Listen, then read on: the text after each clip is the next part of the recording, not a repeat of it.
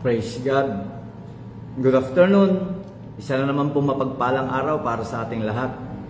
At ako po'y muling nagpapasalamat sa Panginoon sapagkat lagi po niya tayong binibigyan ng pagkakataon upang tayo ay makapag-aral, makapakinig ng kanyang salita. Napakahalaga po talaga ng pakikinig ng salita ng Diyos sapagkat ang sabi po ni Apostol Pablo sa mga taga-Roma, ang sabi po niya, faith comes by hearing and hearing by the word of God.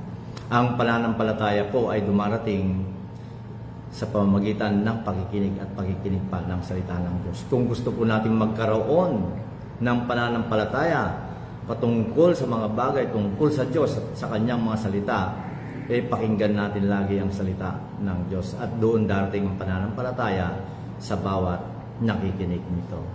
Hallelujah. Glory to God. Sige po. Tayo po isang daling manalangin. Panginoon, muli kami pinagpapasalamat na naman sa kabutihan mo sa aming mga buhay. Salamat sa araw na ito, O Diyos. Tunay nga po, Panginoon, na bawat araw ng buhay namin ay pinagpapala mo at sinasamahan mo kami, Panginoon. Hindi mo kami iniiwan, hindi mo kami pinapabayaan. Lahat ng pangangailangan namin ay pinagkakaloob mo. Hallelujah. At nangyayari ang lahat ng bagay nito, Panginoon, dahil sa ginawa ng aming Panginoong Hesus para sa amin sa krus ng Kalbaryo. Salamat, Panginoong Hesus. At sa hapon na ito, O Diyos, na aming Ama, at welcome namin ang iyong presensya, ganoon din ang banal na Espiritu mo, Panginoon, ang banal na Espiritu. Hallelujah. Ang lagi kong dalangin, Panginoon, ay patuloy na ipagkaloob mo sa bawat isa sa amin ang espiritu ng karunungan at kapahayagan ng makilala ka pa namin ng lubusan sa aming mga buhay. Patuloy, O Diyos, na maliwanagan ang aming mga pangunawa upang malaman namin ang pag-asa ng pagkatawag mo sa bawat isa sa amin. Nagtunay nga po, O Diyos, na malaman namin, makita namin kung gaano kaganda ang plano mo na naghihintay para sa bawat isa sa aming Panginoon. Natunay nga, O Diyos, na nais mo na maging matagumpay kami sa buhay na ito.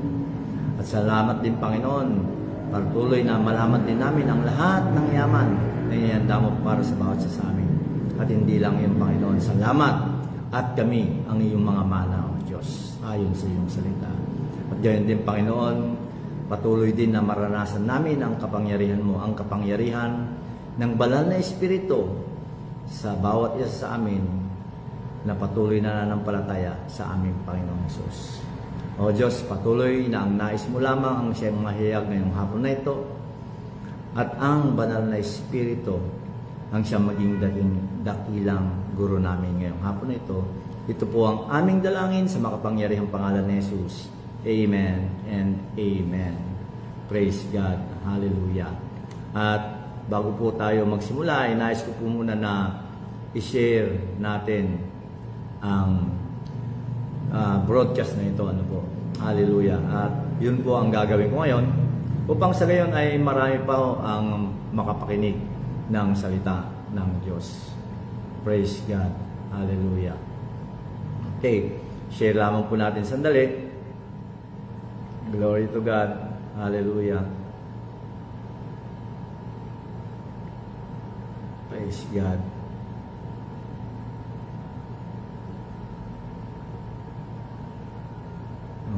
Okay. Thank you, Lord.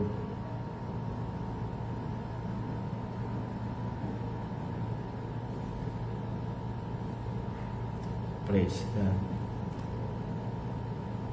Medyo nagbabalagal lang po paminsan-minsan na internet, pero alam po ninyo, magpapatuloy pa rin ano po ang pagpapahayag ng salita ng Diyos. Kahit ano po ang mga bagay na nangyayari sa ating mga paligid. Glory to God. Hallelujah. Ulitin ko lamang po ang pag-share. Hallelujah. Praise the Lord.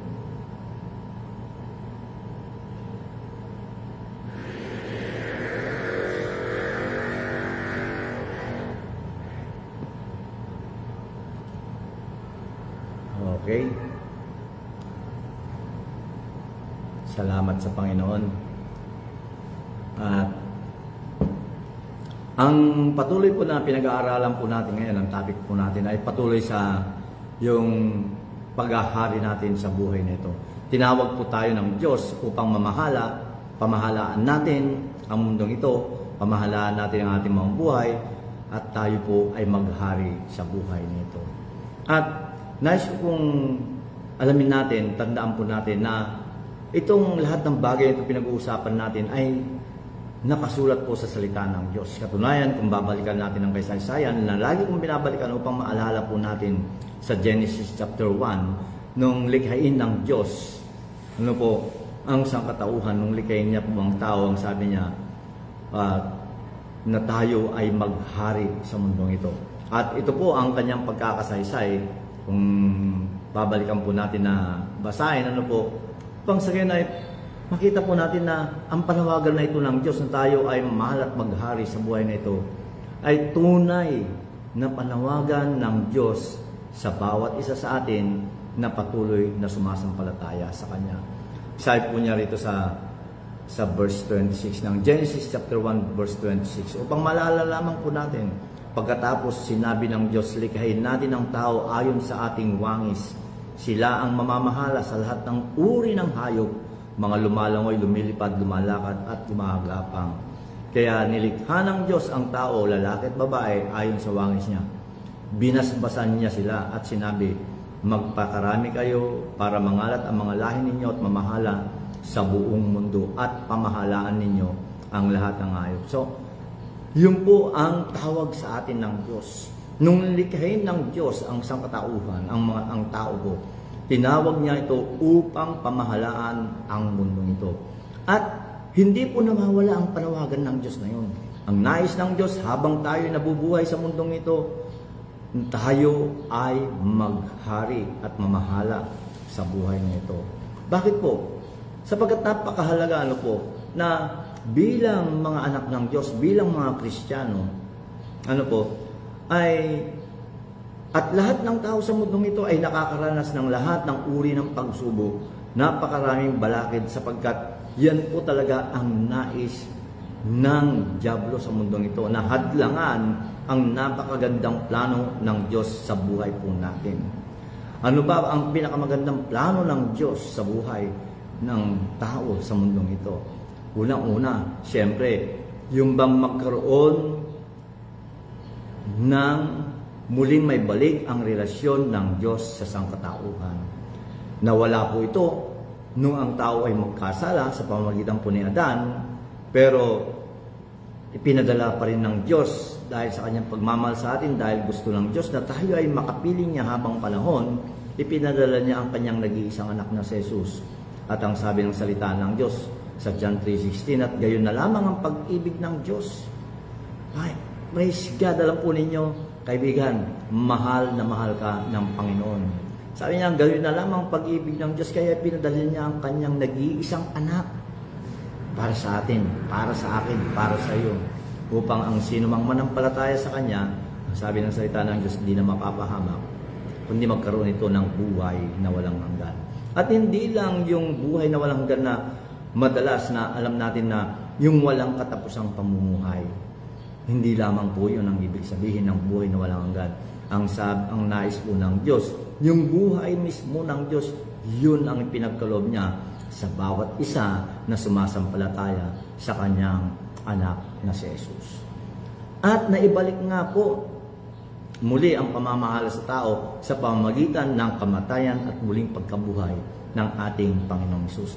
Kung ang Panginoong Hesus ay napagtagumpayan niya ang mundong ito at napagtagumpayan niya kahit ang kamatayan, hallelujah, lahat ng bagay din sa mundong ito ay mapagtatagumpayan din po natin. Yan po ang panawagan ng Diyos sa bawat isa sa atin, na tayo ay maghari, tayo ang mamahala sa mundong ito, tayo ang mamahala sa ating mga sarili, at pamahalaan din po natin ang lahat ng bagay.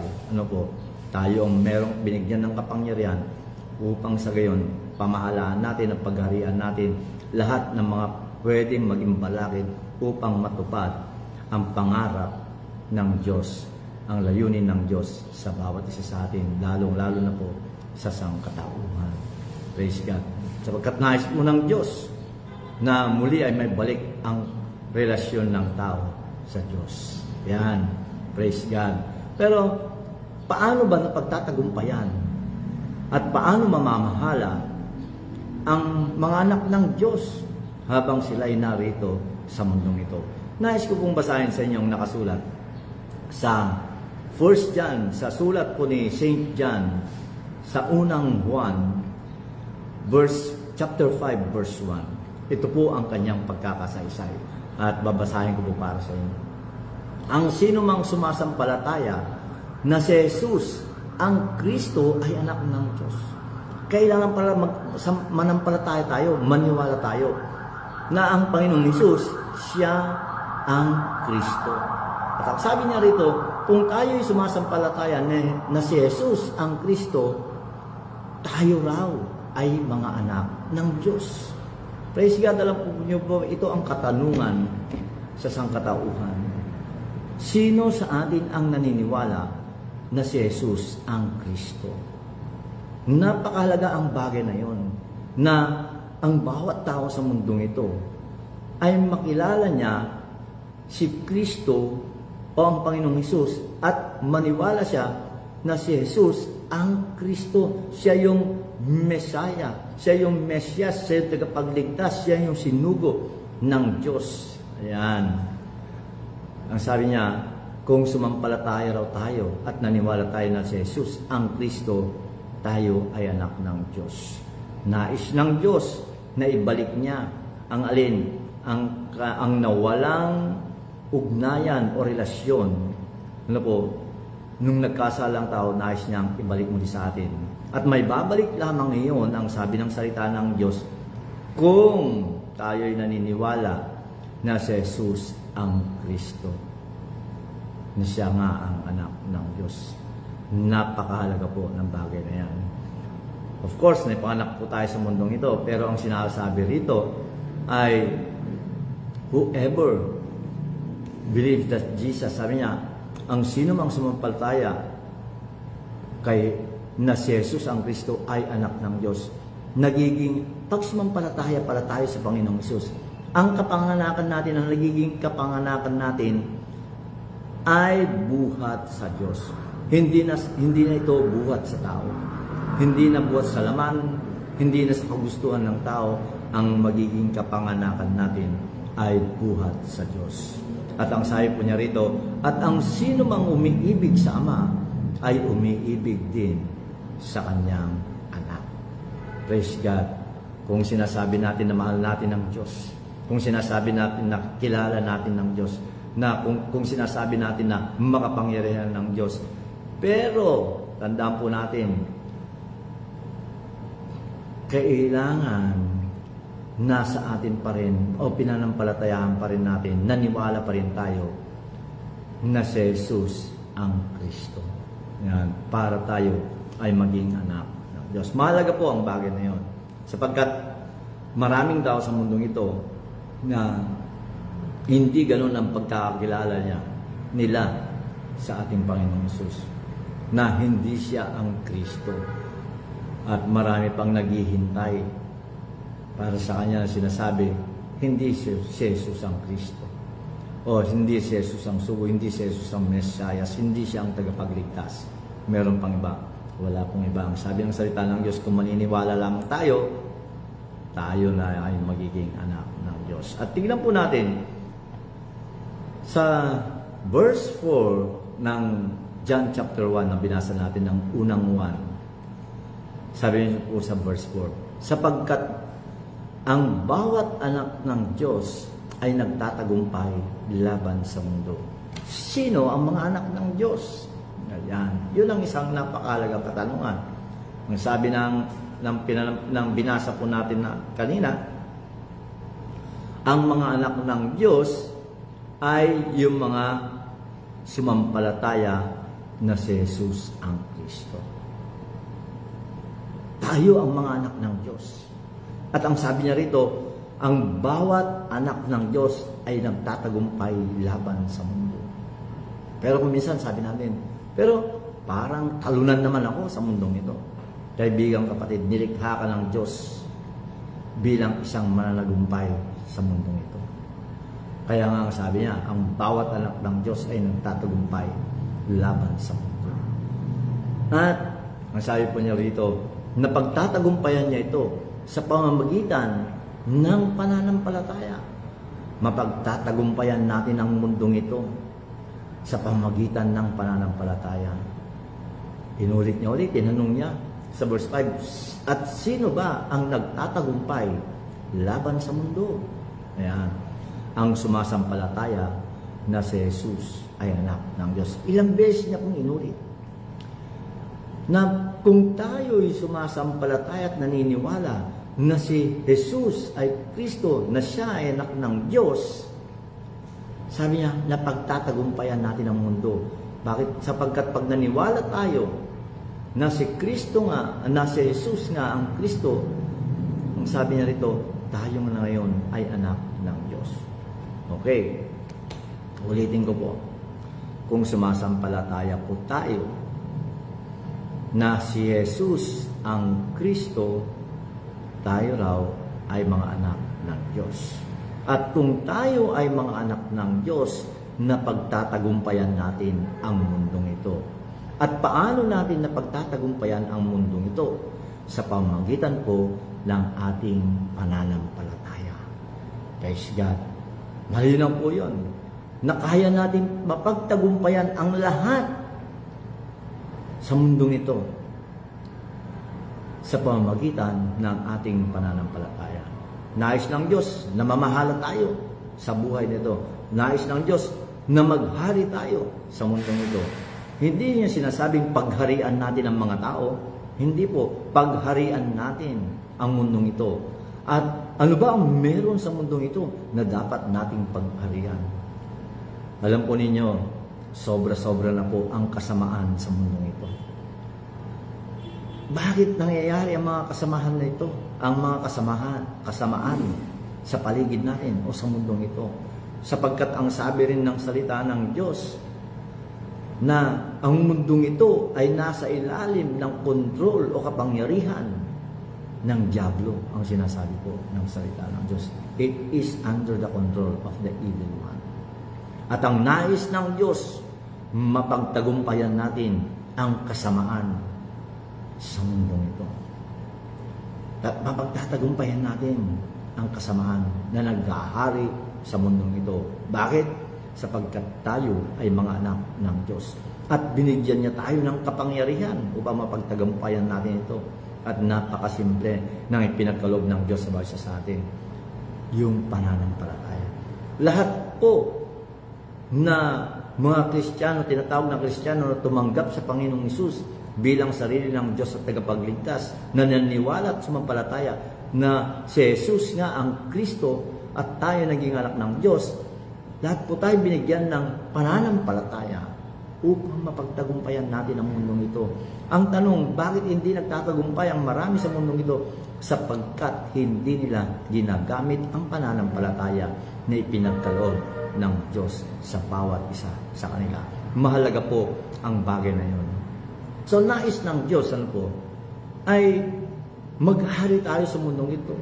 Pagharian natin, pagtagumpayan natin, labanan natin ang kasamaan sa mundong ito. Sapagkat ito ang nagsisilbing balakid sa buhay natin upang mangyari at maganap ang napakagandang plano ng Diyos, una sa mundong ito at sa ating mga buhay. Ayan. At ano ba ang nagiging mga balakid sa buhay natin? Mga sakit at karamdaman. Ayan, mga masasamang espiritu sa mundong ito. Meron po talaga yan. Ano pa? Ang nagiging balakid upang matupad ang pangarap o magandang plano ng Diyos sa buhay ng isang tao. Yung takot. Ayan. Alam po ninyo, ang takot lagi ang umahadlang sa bawat tao upang gawin niya ang plano ng Diyos sa kanyang buhay. Hindi po ba? Kung minsan, merong ipinapagawa sa atin ng Diyos, pero tayo'y natatakot na baka hindi tayo magtagumpay. Kahit nga sa natural na buhay kung minsan. Merong isang magandang bagay na binibigay ang Diyos sa atin. Mga plano, mga idea. Diba? na nais na ipagawa ng Diyos sa atin, pero madalas ay natatakot tayo na gawin ang bagay na yun. Ano ba? Yung worry. Ayan. Yung lagi ay nag-iisip o nag-worry ka. At ang worry na laging nangyayari sa mundong ito ay yung pangangailangan ng isang tao. Katunayan, sinabi rin po yan ng Panginoong Hesus. Nung nasa Mateo, nung itinuro niya sa Mateo, sabi niya, wag niyong, don't worry. Sabi niya, wag niyong alalahanin kung ano yung iyong kakainin, kung ano ang iyong iinumin, kung ano ang iyong dadamitin, sapagkat alam ng Diyos ang pangangailangan natin. Praise God, hindi po ba? Pero, kung minsan, dumarating pa rin yung pag-aalala sa buhay ng isang tao, dahil ito ang lagi niyang iniisip. Paano anong may papakain ko sa aking pamilya, anong may papakain ko sa aking mga anak, anong magiging kinabukasan namin. Ayan, paano kung nangyari ang bagay na ito? Alam po ninyo, kahit ang Panginoong Hesus, sabi na, bakit sino ba sa inyo? Sabi niya, sa inyong pag-aalala, makakadagdag pa ito ng buhay sa inyo ng kahit isang segundo lang. Hindi maradagdagan ang pag-iisip natin, yung pag-aalala po natin. Hindi maladagdagan ang buhay natin. Ano pa? Yung confusion, yung kaguluhan, di ba? Minsan gulong-gulo ang tao sa mundong ito. Kaya nagiging talunan po sila. So, napakarami, hindi lang po yun. Depression. Alam po ninyo, maraming mga tao ang nakikita po natin ngayon na dumadaan sa mga ganitong pagsubok sa kanilang mga buhay, sa depression. O hindi lamang yun, sa mga alalahanin po nila sa mga pinansyal na bagay. Ano po? At hindi nila alam kung anong kanilang gagawin. Kahit sila po ay naniniwala kay Kristo Jesus, naniniwala sila sa Diyos. Ano po ang kulang? Ang sabi ng salita ng Diyos, binigyan niya tayo ng kapangyarihan, ng kakayahan. At ano yung kakayahan at ano yung kapangyarihan upang malabanan natin ang lahat ng mga bagay nito sa buhay po natin. Binigyan niya tayo ng pananampalataya. At nakakalimutan nating gamitin ang pananampalataya na pinagkaloob sa bawat isa sa atin. Kaya sabi niya rito, sapagkat ang bawat anak ng Diyos ay nagtatagumpay laban sa mundo. Yun po ang deklarasyon ng Diyos sa bawat isa sa atin na bawat anak niya ay nagtatagumpay laban sa mundong ito. At napagtatagumpayan natin ang mundong ito sa pamamagitan ng pananampalataya. Praise God, hindi po ba? Hindi kailanman nagkulang ang Diyos sa bawat isa sa atin. Walang pagkukulang ang Diyos sa atin. Lahat ng pangangailangan natin sa buhay na ito. Nang sabi nga po ni St. Peter, everything that pertains to life and godliness, God has already given us to our Lord Jesus Christ. Lahat ng kakailanganin natin sa buhay nito, sa ating pamumuhay at pamumuhay makadiyos, ay ipinagkaloob na ng Diyos sa pamamagitan ni Kristo Jesus sa bawat isa sa atin. Wala nang kailangan pang ipagkaloob ang Diyos sa atin. Nasa atin na po lahat. Nung ibinigay niya ang Panginoong Hesus, ayon kay Apostol Pablo sa sulat niya sa mga taga-Korinto, ang sabi po niya, sapagkat si Jesus ang katuparan ng lahat ng pangako ng Diyos sa ating mga buhay. Si Kristo Jesus po, nung tinanggap natin si Kristo Jesus sa ating puso, sa ating buhay, bilang sarili nating Diyos at tagapagligtas, natupad na ang lahat ng pangako ng Diyos sa buhay natin. Natupad na yun. Pero ang tanong, bakit hindi nagmamanifest o bakit hindi nangyayari o hindi nakikita sa buhay ng tao? Sapagkat hindi rin na ito sinamahan ng pananampalataya. Katulad din ng mga taga-Ehipto, mga Israelita, nung sila'y lumabas sa Ehipto, ang sabi ng salita ng Diyos, pare-parehas lang na narinig nila, kahit tayo narinig din natin ang mabuting balita. Pero dahil hindi natin ito sinamahan ng pananampalataya, hindi naging kapaki-pakinabang sa atin ang maganda o ang mabuting balitang ito. Tandaan po natin, kailangan natin ng pananampalataya. So, nandyan pala, napagtagumpayan na ng Panginoong Hesus at tayo bilang mga anak ng Diyos, ipinagkaloob na ng tagumpay. Ang tagumpay, pinagkaloob na ng Diyos ang tagumpay sa bawat sa atin. Ipatupad lamang po natin ang tagumpay na nagawa na ng Panginoong Hesus para sa atin. At yung tagumpay na yun, pinagkaloob niya na po sa bawat sa atin. Kailangan po lang po natin ng pananampalataya. Kailangan lang po natin na pagharian natin ang kasamaan sa mundo ito. Yun ang nais ng Diyos na mapagtagumpayan po natin. Upang sa gayon, maranasan po natin ang panawagan ng Diyos. Una, na meron siyang magandang plano sa bawat sa atin. At nais ng Diyos na mamahala tayo at maghari sa buhay nito. Hindi natin paghaharian ang tao, pero pagharian natin ang lahat ng bagay na makakaapekto sa ating pamumuhay. Nahahad lang upang mangyari, matupad ang pangarap ng Diyos sa bawat isa sa atin.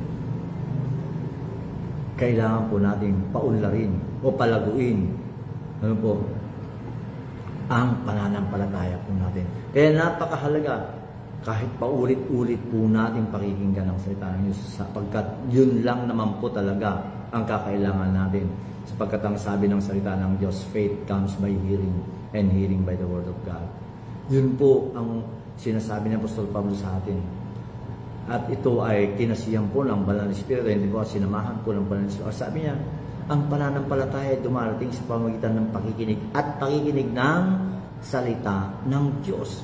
Sapagkat kahit anong mapakinggan natin sa mundong ito, yun ang magbibigay ng pananampalataya sa atin. Kung ang napakinggan natin ay hindi salita ng Diyos, yun ang paniniwalaan natin. Pero kung ang laging pinakikinggan natin ay ang salita ng Diyos, yun din ang paniniwalaan po natin. Kaya kung anong napapakinggan ng isang tao, yun din ang kanyang pinaniniwalaan. Ano ang pipiliin natin? Pakinggan natin ang salita ng Diyos. Upang ang pananampalataya natin sa Diyos, upang ang pananampalataya natin sa kanyang mga pangako, ay dumating sa basa sa atin. Hanggang makita natin na tunay o totoo mga pangako ng Diyos na ito, panghawakan natin at gamitin natin ang pananampalatayang ito upang pagharian natin ang kasamaan laban sa mundo ito, upang pagharian natin ang ating mga sitwasyon sa buhay nito at maranasan natin ang tagumpay na ipinangako ng Diyos. At bilang mga anak ng Diyos na pagtatagumpayan natin ang lahat ng bagay laban sa mundo ito. Praise God, hindi po ba? Uulitin ko po, napakahalaga na una at sa lahat magkaroon tayo ng personal na relasyon sa Panginoong Hesus. Sapagkat ang sabi niya, si Jesus ang katuparan ng lahat ng pangako ng Diyos sa buhay ko natin. Kaibigan, kapatid, kung wala ka pang personal na relasyon sa Panginoong Hesus, kung hindi mo pa siya tinatanggap bilang sarili mong Diyos at tagapagligtas, ito na ang iyong pagkakataon. Napakasimple lamang. Sumunod ka lang sa maikling panalangin nito kung nais mo na maranasan ang mga pangako ng Diyos. Sapagkat ang sabi ng salita ng Diyos, mismo ang Panginoong Hesus ang nagsabi, ako ang daan, ako ang katotohanan, at ako ang buhay. Walang makakalapit sa Ama maliban sa pamamagitan ko, ang sabi ng Panginoong Hesus. At ayon na rin sa sulat ni Apostol Pablo kay Timoteo, ang sabi niya na meron lang nag-iisang tagapamagitan sa Diyos at sa tao. Walang iba kundi ang Panginoong Hesus. Nais ng Diyos na maging matagumpay ka sa buhay na ito, kaibigan. Tanggapin mo si Jesus bilang sarili mong Diyos at tagapagligtas. At naniniwala ko na mararanasan mo ang kasiyasiya at masagalang pamumuhay na ipinangako niya sa bawat isa na sumasampalataya sa Kanya. Sumunod ka sa maikling panalangin nito. Panginoong Hesus, ariin mo na panalangin ito. Panginoong Hesus, ako'y naniniwala na Ikaw ay namatay at muling binuhay ng Diyos upang ako ay mapatawad sa aking mga kasalanan at bigyan ng buhay ng walang hanggan. Panginoong Yesus, tinatanggap kita ngayon bilang sarili kong Diyos at tagapagligtas. Pumasok ka sa puso ko, maghari ka sa buhay ko. Maraming salamat. Ito ang aking dalangin sa iyong makapangyarihang pangalan ni Jesus. Amen and amen. Ako po'y naniniwala na kung tinanggap mo si Jesus bilang sarili mong Diyos at tagapagligtas, ipinagkakalob niya sa iyo ang lahat ng ito ngayon. Lahat ng pangako niya nasa iyo na, at ang kailangan mo lang gamitin ang iyong pananampalataya. Paunlarin mo ang iyong pananampalataya sa pamamagitan ng laging pakikinig ng salita ng Diyos at laging pagbabasa ng salita ng Diyos at laging manalangin upang lalong upang maunawaan, maintindihan, maliwanagan ka sa lahat ng mga pangako ng Diyos sa mundo. Praise God.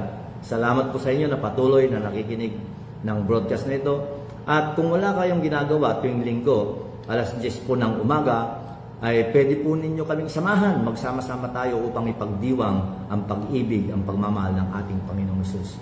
Magkita-kita po tayo alas 10 ng umaga dito po sa Fisher Mall, sa Cinema 3, along Quezon Avenue, corner Roosevelt Avenue. Muli, marami pong salamat sa inyo. Hallelujah. The Lord bless you and keep you. The Lord make His face shine upon you and be gracious to you. The Lord lift up His countenance upon you and give you peace. Isang mapagpalang araw muli para sa ating lahat. Amen. Bye-bye po.